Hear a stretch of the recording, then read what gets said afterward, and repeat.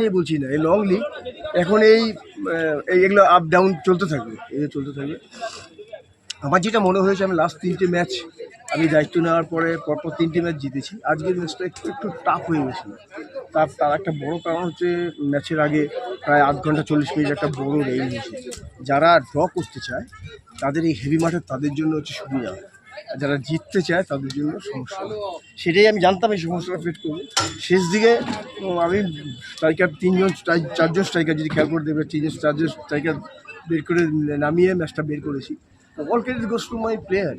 সঙ্গে আমরা সেইভাবেই প্ল্যান করেছিলাম যে অ্যাটলিস্ট 20 মিনিটের মধ্যে একটা গোল তুলে নেওয়ার জন্য। কারণ এই সমস্ত টিম যদি তুমি ফার্স্ট 20 মিনিটের মধ্যে গোল তুলে নাও, অনেকটা তোমার কন্ট্রোলে ম্যাচ চলে যাবে।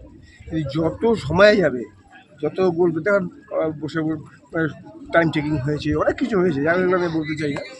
কিন্তু যখন এই ধরনের টিম হচ্ছে গোল যতক্ষণ না করতে পারবো ততক্ষণ এটা একটা কন্টিনিউ প্রসেস চলতে থাকে। ডিফেন্সিভ থাকবে, ওরা সব কিছু, ওরা শুধু এই ইয়েটা নিয়েছে ডিফেন্স করতে করতে একটা করে বড় লং বল খেলেছে, একটা লম্বা স্ট্রাইকার দিয়ে ওদের ফ্লিক করে দিয়ে খেলেছে।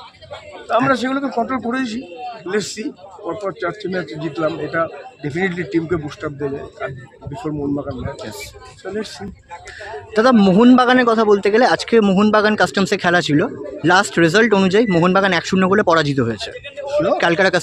ক্যালকাটা কাস্টমসের কাছে রাহুল সোরেন গোল করেছে।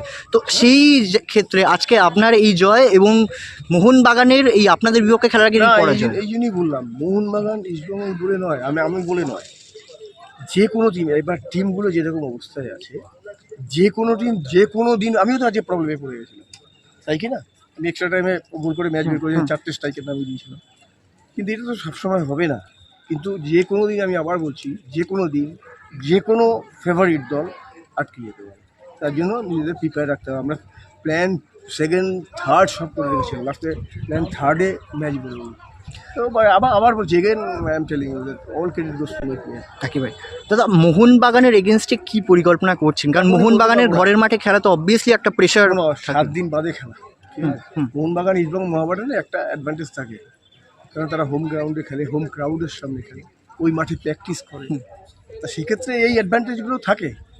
তা দেখি, আমার খুব এদের সঙ্গে রেজাল্ট খুব খারাপ না আমার কোচিং লাইফে। তবে এগুলো যে বললাম, যে কোনো ম্যাচ তুমি আগের থেকে বলতে পারবে না, প্রেডিক্ট করতে পারবে না, এবং কাউকে ইয়ে করা যাবে না যে এই ম্যাচটা ইজি হয়ে যাবে, এই ম্যাচটা। আর মোহনবাগান টিম, বিগ টিম, হ্যাঁ, big facilities, very good coach, বাস্তব হচ্ছে ভেরি গুড কোচ। তো সমস্ত কিছু নিয়ে একটা তুল্যমূল্য লড়াইয়ের অপেক্ষায় থাকো তোমরা। আমরা চেষ্টা করবো একটা তুল্যমূল্য লড়াই। একদম। দাদা, শেষ একটা প্রশ্ন করব। আমরা দেখলাম ম্যাচের একেবারে শেষের দিকে রেফারির কিছু ডিসিশনস নিয়ে কিছু গ্যালারিতে ইস্যুস হচ্ছিল, রেড কার্ড নিয়ে, এগুলো নিয়ে কিছু বলবেন?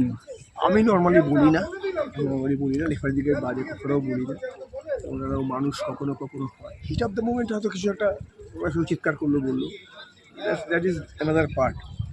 মোস্টলি আমি বলি না, বলি না। কিছু কিছু তো ক্ষেত্রে তোমরা সব দেখতে পেয়েছো, আমার দিয়ে, আমার মুখ দিয়ে কেন বলাচ্ছ, তোমরাই দেখেছো। একদম।